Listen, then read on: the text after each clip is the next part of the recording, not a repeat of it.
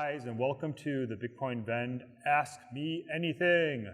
So in this wonderful interview, we are going to discuss the project. We are going to discuss some of the questions you guys posted, and maybe we're even going to get into stuff that you haven't asked about so that you can learn more about what we're building and when it's going live and how it's going to help you in your life. So I would like to introduce one of the co-founders, Joe. Hey guys.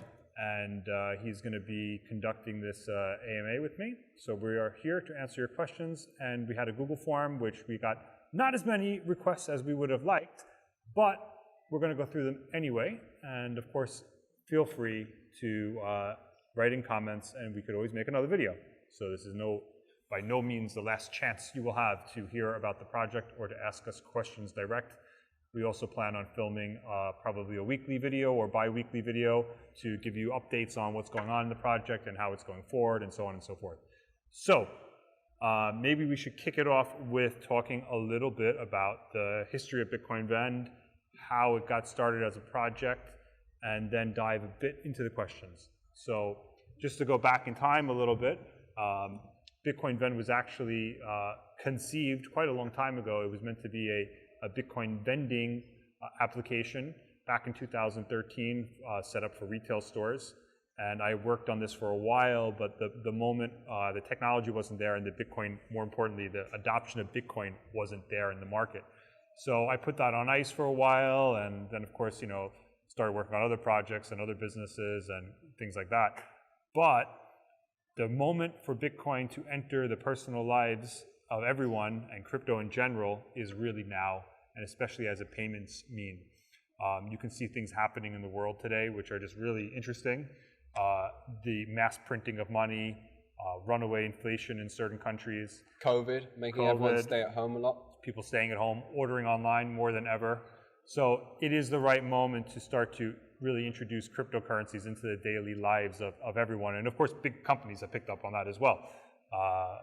PayPal announced not too long ago that they were doing it. Tesla's now taking Bitcoin. It looks like MasterCard and Visa are working on it. So these are all things that are happening in the marketplace, and we feel the moment is absolutely perfect for what we're trying to do.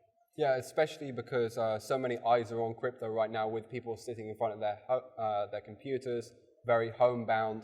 Now is the moment really to give something positive, which people can get really involved in, and do something online which is quick, simple, doesn't involve a lot of commitment, and start letting people get into the experience of crypto.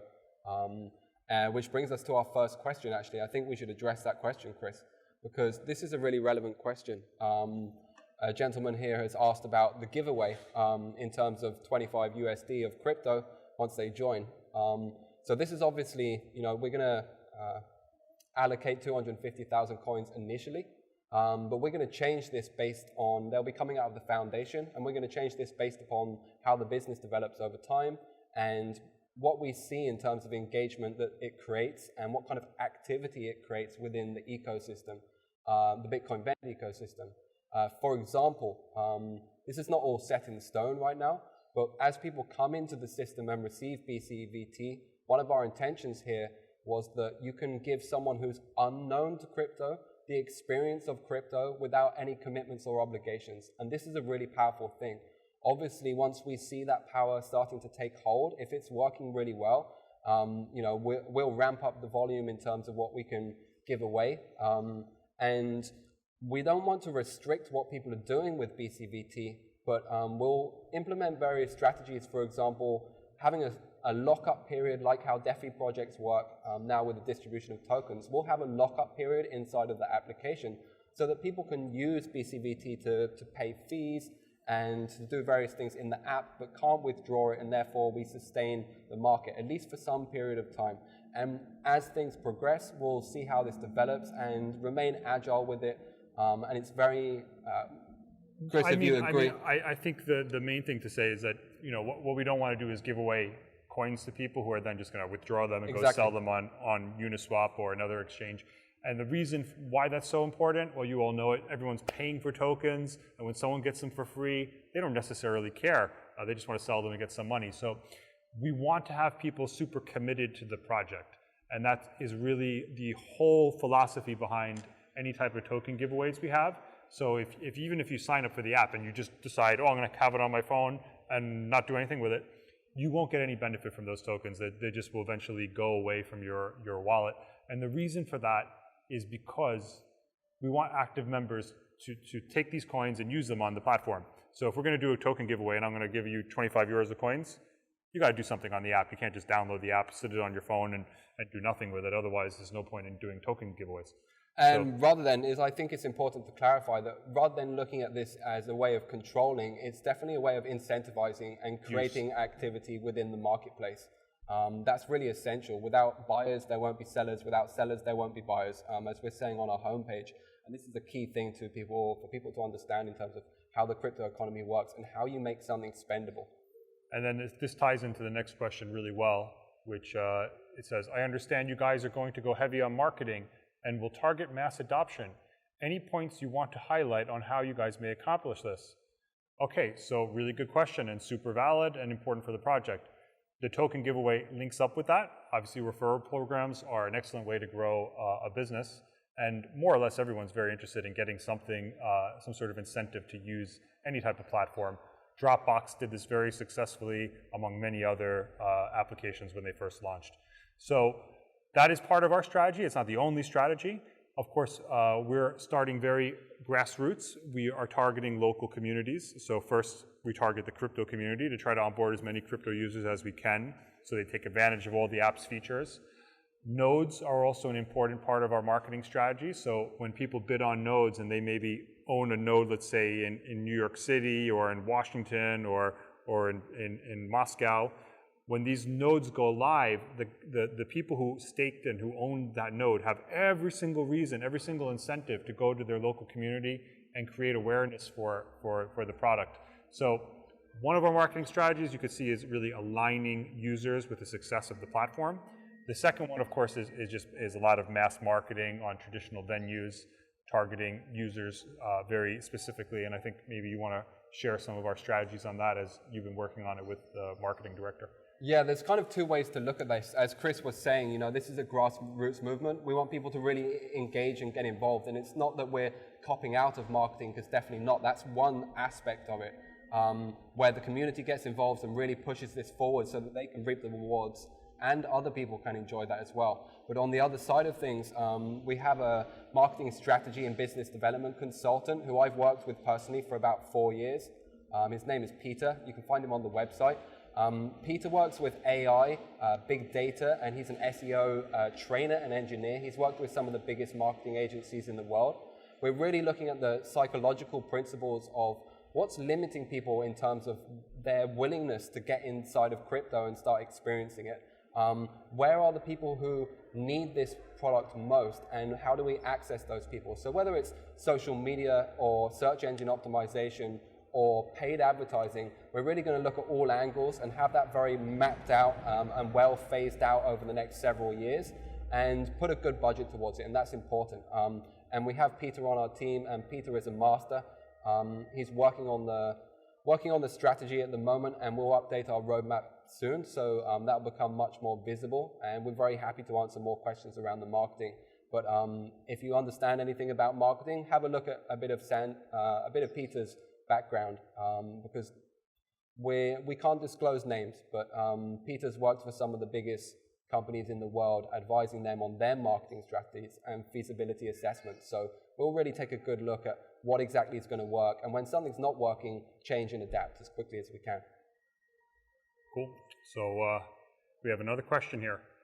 Challenge that you guys may be seeing in the foreseeable future during pre and post app launch, and how do you guys plan to solve these problems? So I think when it comes to software, one of the main issues that come up obviously is development pipeline, getting things done on time, making sure they work the way you hope they'll work, and then obviously adapting as you need to adapt to make sure the product is super successful. So we are very happy to be working with a really experienced dev team. I don't think if it wasn't for their help, we would have definitely not been in the place we are now with an app as far along as it is.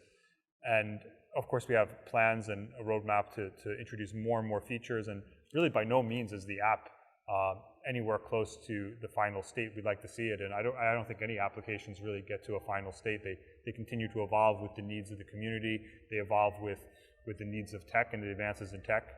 And I don't see that as a problem. You know? Can I make a point there, Chris? Just to really clarify, the app is working really well at the moment. We've been using it and testing it with our friends, and the beta testers are having great fun on it. But we don't want to put it out before we feel like it's very, very robust in terms of we have a lot of features which we want to integrate, which let's call them sub-features, and we want to make sure that all of that is working. And we're very confident in being able to deliver that in Q2 and come out with a product which really blows people away, as opposed to causing any kind of disappointment or finding too many bugs. We really want to make it sing before we bring it to market. Let's say it's in a very good place right now, the app, and we're just trying to tighten up some things, make it a little bit better before we really throw it out there. It's actually already been approved on Google Store and iOS. It's just hanging out, waiting for us to release the next update, and then we put it live, and away it goes. Of course, I think it's also good to capitalize on that in terms of the token launch and so on and so forth. So creating anticipation and trying to drive some value there. Actually, to add to that point, we're saying the challenges. I mean, one of the challenges is that there's some really big players in this industry, and this is actually coming down to another question here about competitors. I just touch on this point slightly. There's some big players in this industry, like Chris mentioned, Visa, PayPal, MasterCard, etc. One of the big advantages we have versus these companies is, yes, we're small at the moment, but we can get the community on our side. And second of all, because we are small, we have a lot of more ability to change. These companies have very tight and concretized corporate structures in place, stakeholders to report to, etc. It's very difficult for them to make large changes to their business model and really develop something which the crypto user would really want. In terms of a lot of these application-based things, you can't withdraw your crypto like on Revolut, for example. Well, yeah, and Revolut I think this is a big difference. Yeah, Revolut is just a way to basically liquidate. It doesn't offer a potential to withdraw to your own private wallet, for example. So, I mean, I think when it comes down to mass corporate solutions, let's call them, they're going to be like when you go into a foreign country and you pay with your U.S. credit card and you're in Europe, for example, they're going to process your payment in euros, and they're going to place euros in the merchant's bank account. They're not going to place dollars in his account. So Visa and MasterCard, they're going to operate on a model where they liquidate Bitcoin and ultimately give fiat. So even when you're paying with like a Crypto.com credit card, these are solutions that are really handy to access your crypto, but you're not paying in crypto. And I think that's a source of confusion for a lot of people. They think that they're actually paying in crypto. You're actually just selling your crypto and paying in euros or dollars or whatever your local currency is.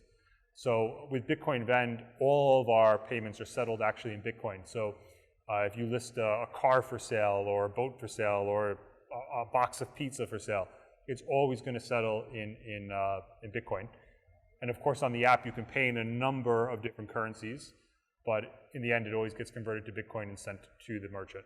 So this, I think, is an interesting feature for merchants who are excited about crypto and want to accept it and want to have some of the value of the upside. Of course, we give them the ability to go straight into fiat if they want to, but we hope more people will go for the crypto route. Yep. And just to touch on that point slightly as well, our development team's pretty strong at the moment, and obviously Paul's got that team underneath him, and he really takes responsibility for them. We made a little joke on the website and cracked the whip in terms of when they try and get off their seats after drinking too much Red Bull. But what it's important to understand is that we're in the process now of expanding and solidifying that development team further. Between myself and Chris, we have some really good industry contacts, people who we've worked with before, have worked for companies like HackerOne, and we have some other people who are there as backup. So if we need to suddenly move faster and expand and do security audits, etc., we have all the connections to be able to make that happen in the right timeframes. So we're very confident on the development side, but it will be an ongoing process. Obviously, with a project like this, we're not going to stop. We need to keep improving the application, adding more features, and hearing from you, the customers and the community, in terms of what you want the application to do.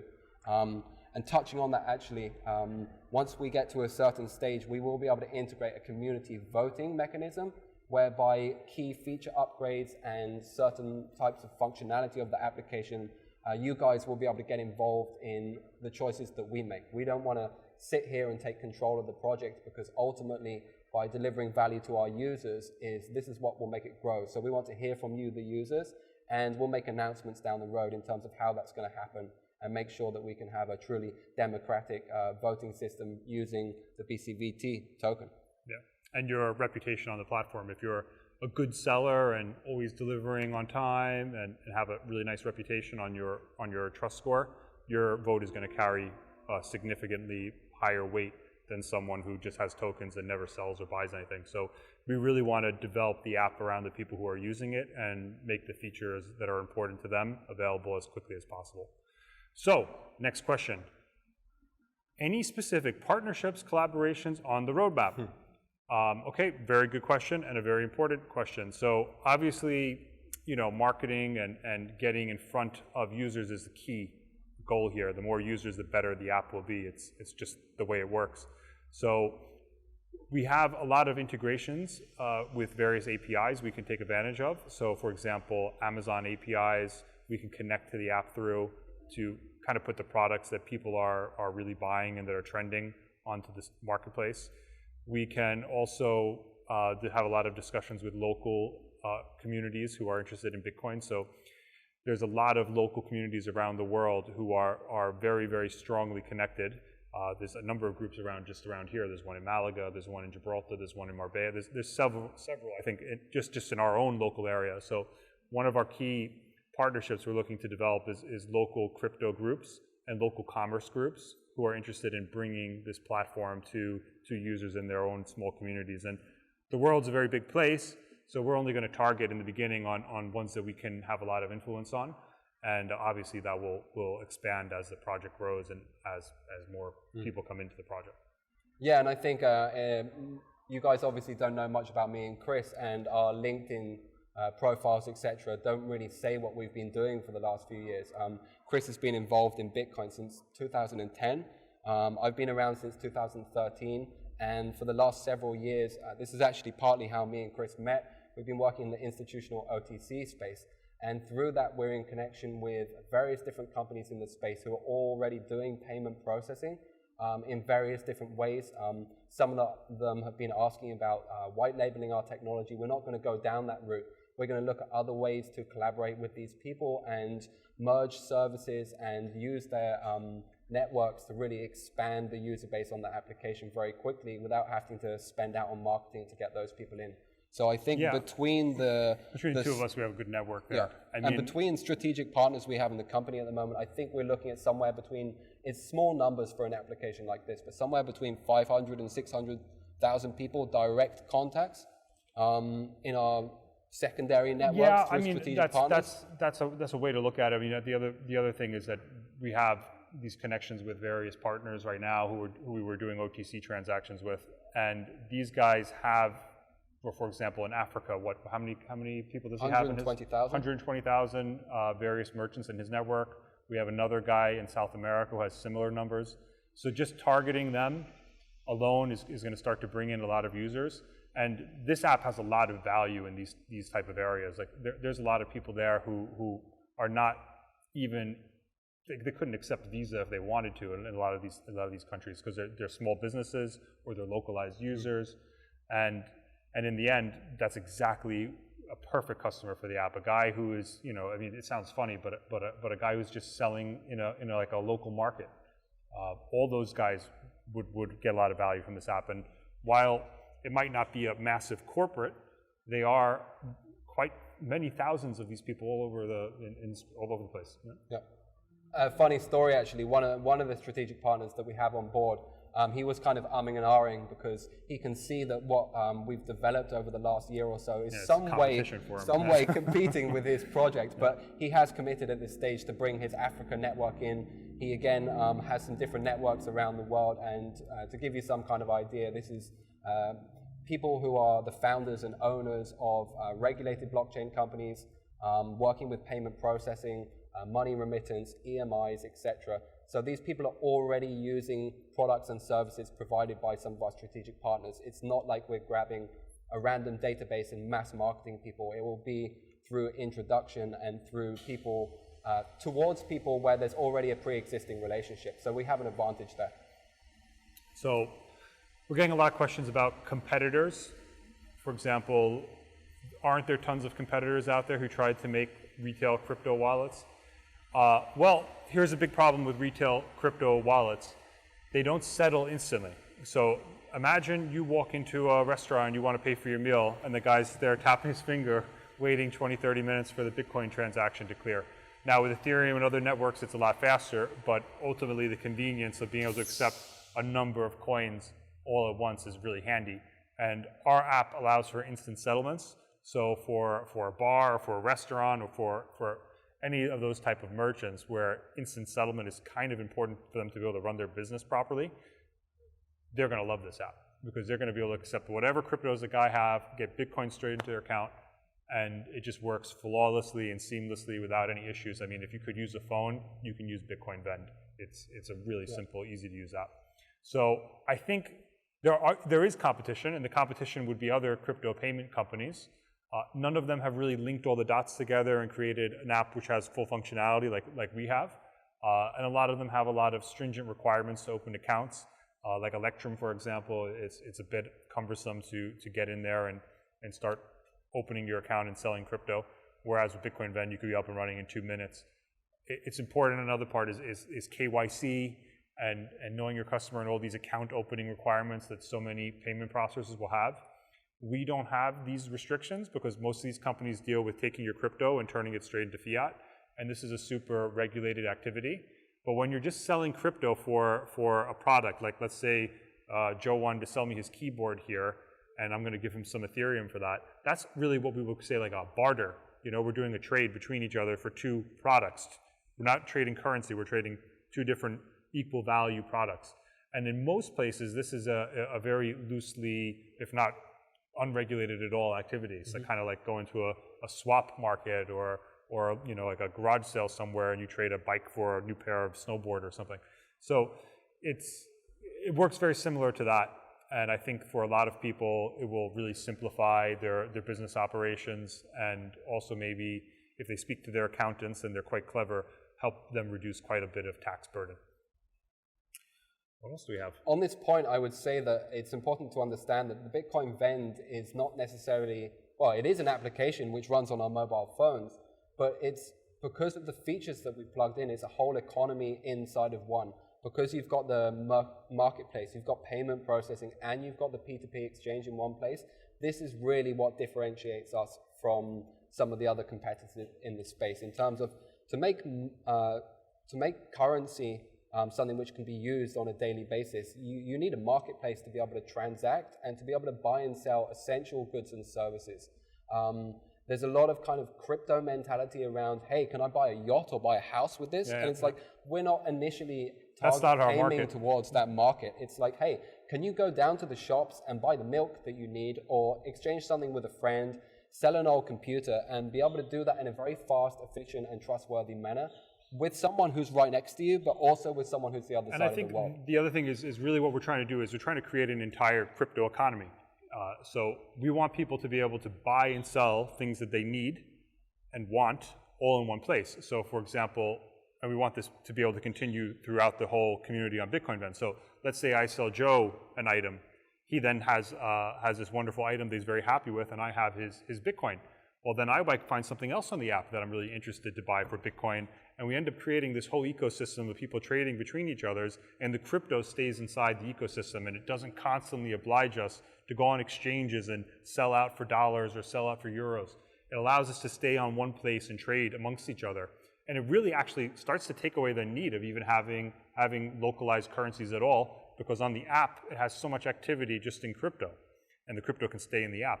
And then, of course, everyone does from time to time, especially in the world we live in, need to access dollars and euros, and that's why we have the peer-to-peer exchange built into the app. So I can make a deal with another user, get some cash if I need to for paying people who aren't up with the times and don't want to accept crypto yet.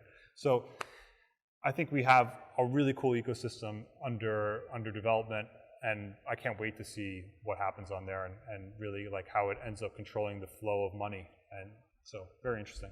Yeah, and I would touch on this point that I'm sure people have been thinking about this, but it's a very interesting opportunity. For example, let's say that you have an Amazon store or you're selling lots of products on eBay, things which are, we're totally supportive of luxury items, and we encourage people to put whatever they want inside of the marketplace. But the really smart people will figure out here, hey, if I start getting active early days in the marketplace and start porting my Amazon store through an API and be able to let people see those products there but purchase them in the BitcoinVend app, this is a fantastic opportunity for people to create the commerce and to offer their services in their local areas, but also internationally, and really kind of encourage and spur on the growth of it. And the initial people who do that, which is probably going to be you guys as the crypto community, are going to be in a really advantageous position, because obviously first onto the application, building the best trust score, it's going to increase the incentive of other people to come on there. And what this does in another sense is that a lot of people who are not involved in crypto yet have this idea, which is true, is that it's not really spendable. So if you imagine the scenario of someone coming into an application like this, having got rewarded $25 worth of BCBT, they've got crypto for free, they've got nothing at risk, and they come into a place where it's like, hey, oh, I actually can spend this stuff. Let's buy a present, or let's walk down to a local area, someone at the marketplace is accepting it, and suddenly they just got something of value in their hand for free. This is a very powerful experience to take people through, and that's one of the real core essences of the application. And I think it's really, like there's so much community building you can do with this. Like, one of the things the foundation wants to do is just one of the many ideas we have is to sponsor little local markets. So, there's all around the world, car boot sales and different things like that. So we make a crypto-only, car boot sale day where BitcoinVend will sponsor that and allow people in the community to start to buy and sell things off each other for crypto. And it seems like a small thing, and it is, but when you really look at it at a global scale, it's actually quite a lot of users, quite a lot of transaction flow, and I think that it's really quite powerful to onboard or be people in a small way, in a low-risk way, where it's like, hey, I just want to buy that leather wallet this guy made, and you buy it with the app, and you have a good experience, and then it introduces 2 new people to the app, and I think that that's an interesting way to promote a little bit. So we had another question on how the app will become more decentralized with time. And I think that's a really important question, because we are all about the app getting more and more and more decentralized. So right now, the app's decentralized features would really be the way the community interacts on the app. It would be the way that the wallets and your funds are stored off the app until you bring them on the app. But going forward, we would like all of our technology to be hosted by our users. So this is why we have the node system coming into play in the future. And how does a node system work? Well, a node system works in the way where we have distributed network all around the world, and in different cities, there's various BitcoinVend nodes. Now, what these nodes do is they just simply process transactions. You can look at them like servers. They're servers which hold all of our data. The different nodes all speak to each other simultaneously, and we're able to facilitate transactions via the node network.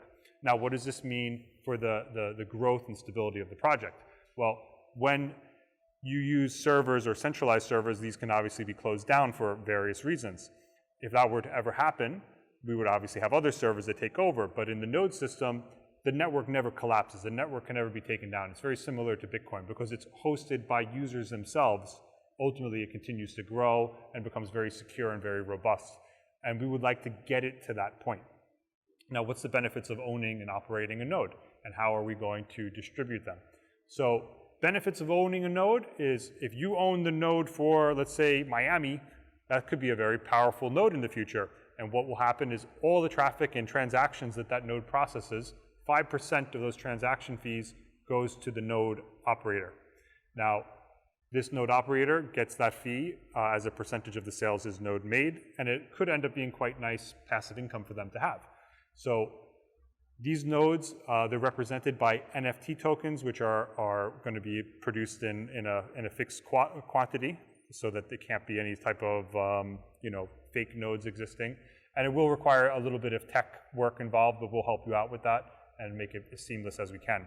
So we see this as a really powerful system that's up and coming and also driving huge utility for the token. which brings me into the next question we have, which is what are some of the token's core utility features? But we're getting low on time. So I think we're probably going to do a second AMA video just to make it not like an hour-long stretch of video here that you have to look through. So we're going to go and handle the rest of the questions we have in another AMA, which we'll post very shortly. So I hope you enjoyed the video so far, and I hope you learned a little bit more about the project and us and what we're building. We would eventually like to have all the team on the show, and we're going to start to do more interviews and little discussions on what their role is in BitcoinVend and their history, how they got into crypto, so on and so forth. So we are going to look forward to getting those videos out there. And in the meantime, we are super stoked to have this project going live. Thank you very much for being interested and watching this video. Sorry it was as long as it was. We tried to keep it shorter, but we just have so much to say. So good night, and we hope to see you soon. And please do keep checking back up for updates. Our website right now is a minimum viable product. We'll be adding lots of content and lots of extra information over the coming weeks. We'll be much more engaged in the Telegram channels. The last 10 days or so has been pretty crazy for us. So we're just kind of catching up now with the madness, and we want to really start hearing from you guys and what you think about the project and what you'd like to see it turn into in the future. Because this is not our project, no, this is a it's community everyone's project. We're just the catalyst that got it going. So it's all on you guys now once it launches. Come get involved. And we'll keep it going. Okay, cool. Cheers.